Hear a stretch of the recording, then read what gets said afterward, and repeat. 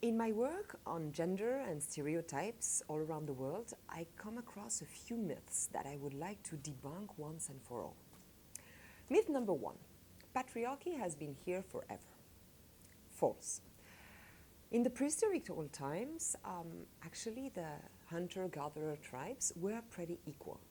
They had different roles. They had men who would go out for the big game hunting, and women who would take care of the children and who would gather different fruits. But still, this division of labor didn't mean any hierarchy between the roles. So this has been an interpretation that we've done afterwards. Patriarchy actually has a start date that we can set around 3,000 years before Christ, and it came for different reasons. First, because men realized for the first time the link between sexual intercourse and procreation, and then pregnancy and birth. So suddenly the men realized their role into procreation. So this started to shift the conception of fertility and of procreation. But as well, the development of agriculture and animal husbandry, private property, and the fact that suddenly the type of economy was changing, and it was needed to know who were your children, to be sure that your lineage was pure, and children became an asset. So from that moment, it was very crucial to actually control women's sexuality, to be sure that women were virgin before marriage, to be sure that they were absolutely faithful during the marriage, because you wanted to control your heritage, right? So that's what Engels says about private property, which is for him the world historical defeat of the female sex. From these moments, basically the inequality started to be institutionalized in society. Women became goods and commodities that were traded in between villages and between tribes. And the codes started to frame this into the institution, like the Code of Hammurabi or like what is said in the Bible. And so with all this institutional law and religious power backing it off, it became much more entrenched in the society. So it's not been here forever, and it might not last forever either. Myth number two, God has always been male. False again. The Greek goddess used to reign supreme from India to the Mediterranean, starting at the Neolithical times, around 7,000 years before Christ, and it lasted all the time until the closure of the last temple in Ephesus in 500 years after Christ. So for a huge period of time, people all around the Mediterranean and up to India were actually revering the female goddess, who would be called Astarte or Inanna or Elat, according to the places. And in these society, women had a lot of prestige, a lot of social power. You had high priestess with male consorts, and the society was living in a matrilineal kind of society. The epicenter was Crete, which saw no sign of warfare for 15 centuries. All this changed around 3,000 years before Christ with the invasions from Indo-Aryans and as well the Hebrews from the south, where they imposed a much more patriarchal way of living, a society which was based on the warrior, on violence, on conquest, and they were revering a male god, which was on the top of a mountain, a very authoritative figure. And little by little, they eradicated all this culture and worship of the goddess and all the temples. And actually, it's even said in the gospel, no? I have come here to eradicate the word of the female. So this was a progressive cultural upheaval. And little by little, myths were created to change the narrative. So suddenly the creation of the universe is not feminine, it's not from the great goddess, but it's actually from Adam and Eve, and it's actually the male who is the creator of the female. So everything changes, and the myth of Adam and Eve is telling us and warning us that if we follow, again, the power of the female, which was the power of the great goddess, we might end up in a very bad place. So all this has evolved during years, and the biased historians and archaeologists who have found different evidence in Catalhuyuk or different places actually named it as a fertility cult, but it used to be much more than this. So now we evolved to a very male vision of the religion, and unfortunately women do not have the access to God that they used to have. We even say that the suppression of women's rights was actually what led to the suppression of women's rights. Myth number 3, we are equal now. So if you have the feeling that men and women are equal now, it's clearly because you're unaware of your own privilege. Like Michael Kimmel says, privilege is invisible to those who have it. So basically, now we do have 80% of the deputy seats in the world which are held by men. There are more men called John CEOs in the US than actually women. We still have a huge pay gap, and there's violence against women widespread all around the world. So if you do think that we are equal, it's clearly because you're not aware of the privilege that you actually have.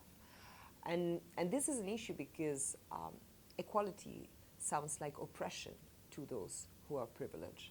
And we really have to work and to be much more aware of this, especially since it's not only a male responsibility, but also a female responsibility. We definitely cooperate as women with the system, and especially the mothers who shape their daughters and their sons to fit in this society. Myth number 4, it's nature, man. We can't fight biology. Okay, so it's true, we're different. We're definitely different, our bodies are different, but that does not mean one is superior to the other. Because these are the same arguments that we used for colonization to justify and to legitimize the fact that we would invade other countries just by saying that some races are superior to others by biology. That's the same that we would justify as well in the US, the oppression of the Afro-American population. So if racism is not okay anymore, why are we still tolerated? That this sexist vision of the difference and the hierarchy, the natural hierarchy between men and women. And especially because 95% of the differences is actually a social construct. It's actually coming from the conditioning and the indoctrination that we give to our sons and our daughters. Little by little, through education, we actually program our women to think that they are not so smart, that they are inferior, and they have to conform and be docile. And we actually indoctrinate our men as well and our sons to think that they are superior and that can get away with anything. So we do create this social construct. Anatomy was destiny, but it's not anymore. I mean, we eat processed food. We drive cars everywhere and we're not walking anymore. We actually have in vitro fecundation and we land on the moon. So why are we challenging nature every day?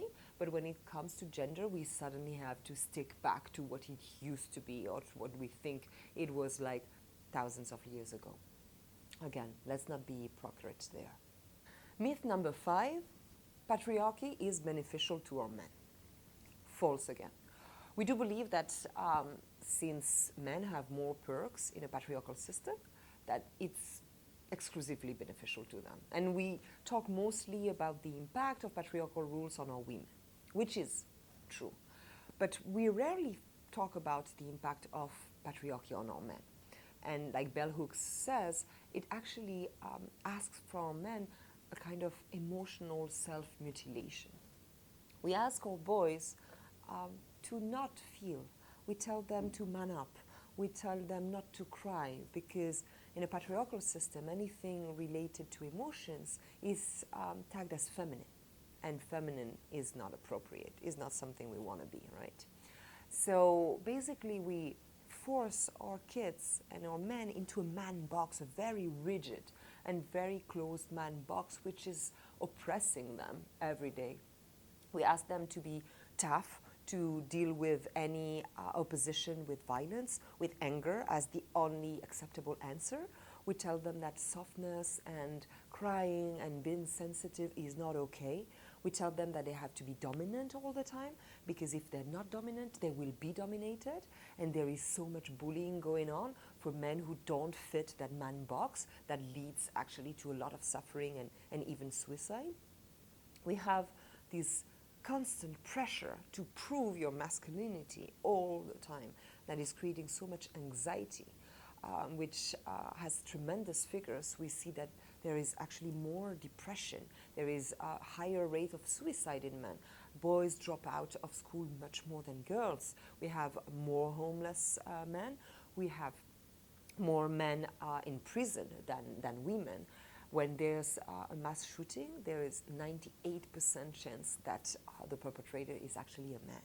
So our men are suffering, and are suffering from patriarchy and this pressure exerted on them, even if they're not really aware of it. Our men are suffering, and we're not doing that much about it. To be honest, we kind of oblivious about this situation. But this man box is actually killing our men, literally and emotionally. So these 5 myths that I wanted to talk about today are really important, because debunking the myths and challenging the narrative is actually the first step to awakening. I am hopeful. I do believe that we are witnessing an unprecedented transformation in our world. We are reaching the limit where the ecological looting, the military structure of our world, the domination system is actually destroying our planet, and we can see that every day. If we actually stopped our military spending for only 8 days, we could spend and we could pay 12 years of quality education to every child on the planet. So imagine to which extent we have gone into this war and domination and military system. I do believe that we are at a moment where the system is really shifting, and we want to have a new world. And that's also why there are so many people who are voting for some questionable leaders, because there's also a fear of losing the privilege, of losing the entitlement that has always been there. But again, I'm hopeful, because in this moment of systemic shift, small fluctuations can lead to huge transformation. So we actually need new archetypes. We need new stories where human beings are good and men are peaceful. We need to have this critical mass of men and women who actually see the world as a partnership and not so much as a domination system anymore.